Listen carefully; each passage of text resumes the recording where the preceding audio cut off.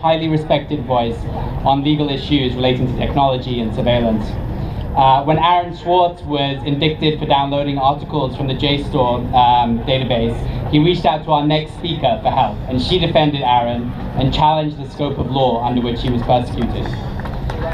She recently published a legal analysis of the ways in which the government is misrepresenting and misinterpreting the Pfizer Amendments Act and the Patriot Act to justify mass surveillance. That article is in the New York Times, and its title is "The Criminal NSA." Please join me in giving a warm, warm welcome to Jennifer Granick.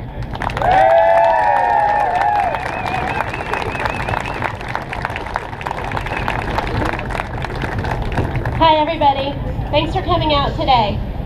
Today I'm here to tell you that now that we know what the NSA is doing, it's time to demand that our representatives, specifically Nancy Pelosi, stand with us to protect the Fourth Amendment, or we're going to vote somebody into office who will. Now we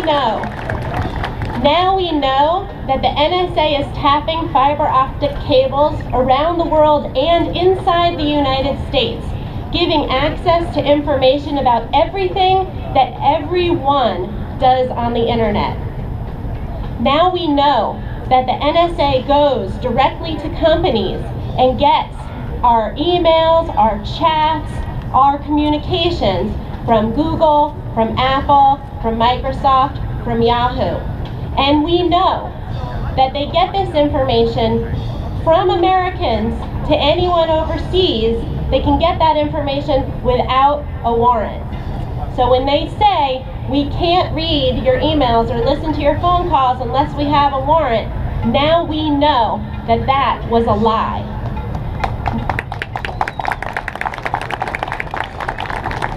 Now we know that the NSA is collecting phone record information about every single American, who you call and who calls you. And that information is a map of human interactions and can reveal who your friends are, how often you talk to your family, your interactions with doctors, with lawyers, with religious advisors, with strippers, with whomever. And they have that information on every single one of us and have been collecting it for the past 7 years. So now we know when James Clapper told the Congress that they don't collect any kind of data on hundreds of millions of Americans, now we know that that was a lie. And now we know that at least until 2011, the NSA collected internet records on all of us. Very, very revealing information that they collected on all Americans. We don't know where that information is today, but we know that at least until then, they were collecting it. So now we know that mass surveillance is here. We know that now. And the question is, what are we going to do about it? Now that we know what the NSA is doing, it's time for us to change it. The checks and balances that we've been told are in place to protect us, we now know those don't work. The courts, the secret FISA court approves all the requests for surveillance that come before it. And it makes secret law. It has morphed. It has mutated from a court that used to approve secret targets for surveillance into a court that makes secret interpretations of laws that shock even the legislators who passed those laws. It has mutated into something that makes secret interpretations of the Fourth Amendment that allow warrantless searches so long as the government mouths the word terrorism. That's not a check or balance, and we know that now. Congress is supposed to protect us, but now we know that the people who vote for NSA surveillance get twice as much money from the defense industry as those representatives who fight against it. And now we know that those representatives who fight against it aren't informed what the NSA is doing, and when they ask and they try to find out, they're prohibited from telling us and from telling other legislators under rules about classification and committee proceedings.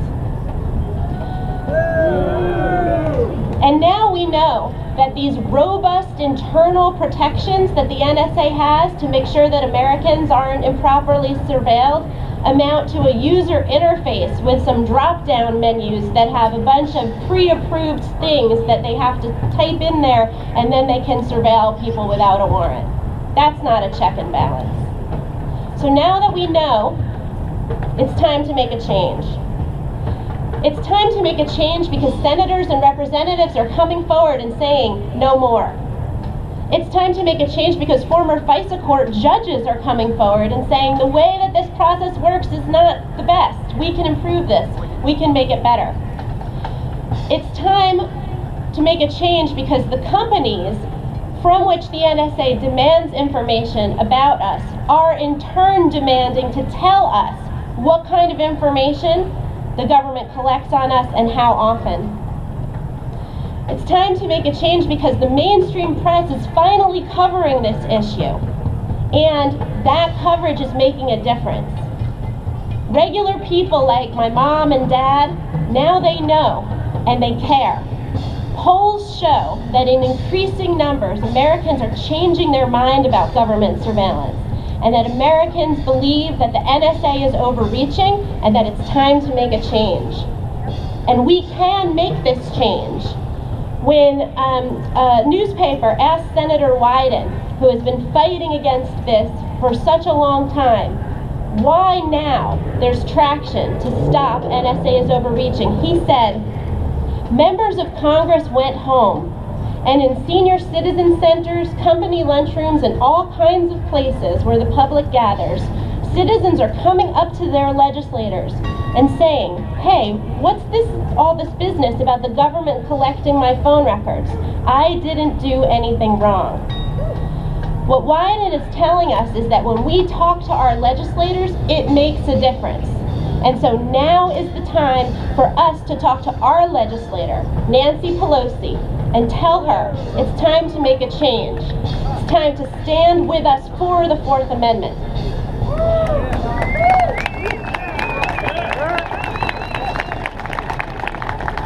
Now, Representative Pelosi had a chance about a week ago to stand with us. There was an opportunity to end just one small part of what we now know the NSA is doing. The phone record surveillance, collecting phone information on every single one of us and keeping it for 5 years. There was an amendment that she could have voted for that would have defunded that program. And when time came for Representative Pelosi to vote for that amendment, she did not vote for the amendment. Not only did she vote against it, but the reports were that her efforts to convince other Democrats to vote against it too were the most important reason why that amendment failed. More than anything the administration did, more than what the director of the NSA did on the Hill, it was because Nancy Pelosi went to other Democrats and twisted their arms and said vote against this amendment.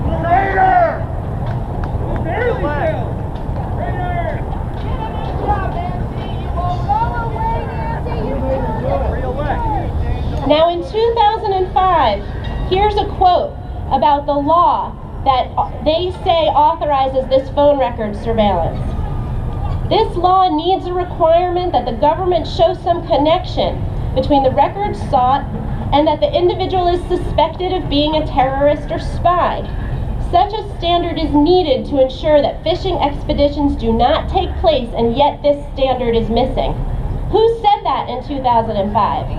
Nancy Pelosi said that. In 2005, she was against the law because of its potential for abuse, and yet in 2013, she failed to strike it down, even though we now have documented information about its abuse far beyond anything that we could have imagined. She did not stand with us when the time came before, but there will be other opportunities, better opportunities, for her to end this mass surveillance and other NSA mass surveillance programs. And the question is, will she stand with us then? She has the very real ability to kill mass spying, and we need to tell her that we expect her to do so. So, if Pelosi does not follow through, if she does not use her considerable power to end mass surveillance, then she does not deserve to represent me anymore. And I ask you, the people here, and all of your friends, and all of the people in San Francisco, Nancy Pelosi's district, to stand with me, and to ask Nancy Pelosi to stand with us, and to protect the Fourth Amendment, or we're going to find somebody who will. Thank you very much.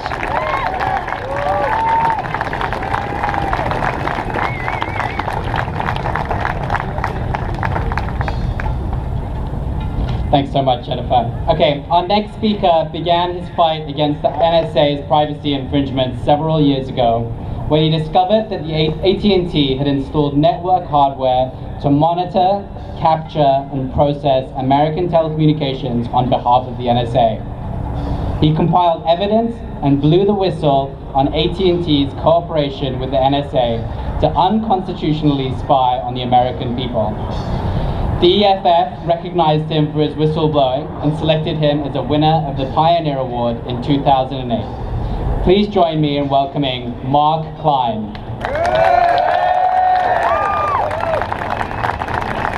Thank you. Thank you. It's frightening to think that it was 10 years ago when I first discovered that the NSA was tapping into internet lines at AT&T. In 2003, when I was transferred to 611 Folsom Street, was working at the AT&T Internet Room, and I discovered they had installed a splitter cabinet which contains splitters. Splitters are just glass prisms that split the laser light beam that carries the information on the internet. And each half of the split contains all the information. And one split went on its way as it was supposed to, and the other half went to the NSA secret room. And I, as a technician, gathered engineering documents to show how this was done, and that they were copying basically the internet data stream, not only from AT&T, but companies that were connected into AT&T's network, major companies like Sprint and many others.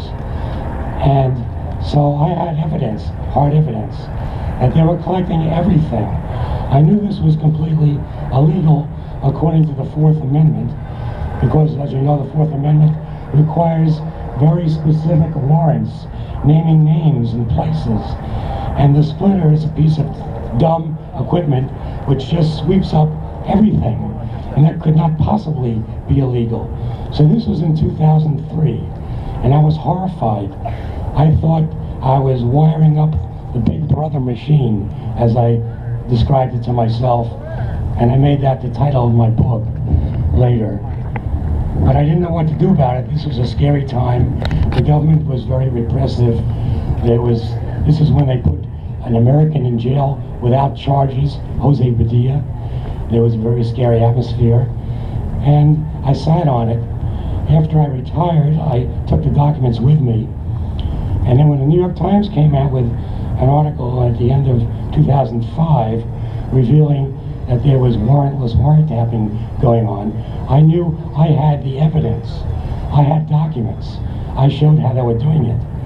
I brought that in January 2006 to the Electronic Frontier Foundation, and they joined my documents to a lawsuit against AT&T.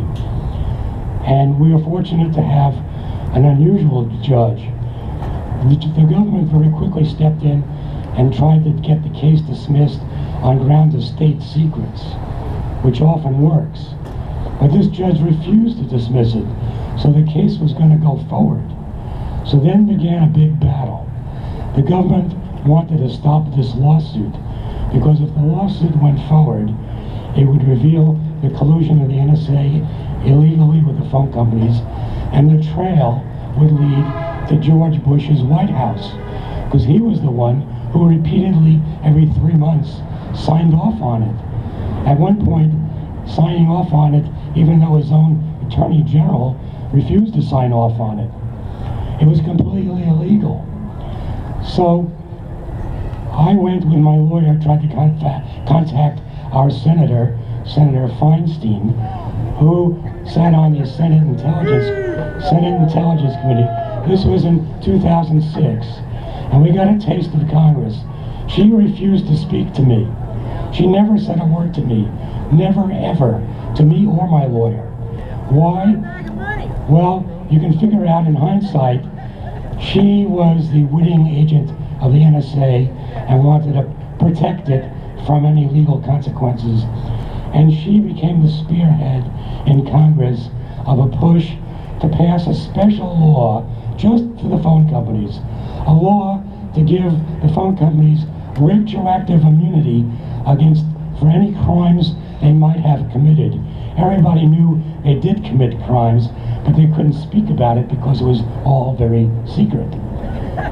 So Congress entered into a conspiracy against the Constitution and against the American people. Congress pushed for this bill.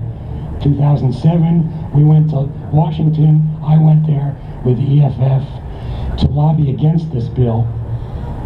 And this was a Democratic conference at Congress at this time.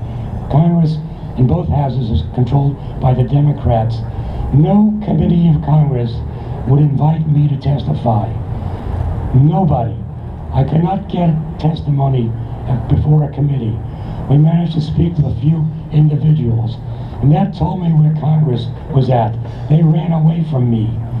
And in 2008, after a long fight,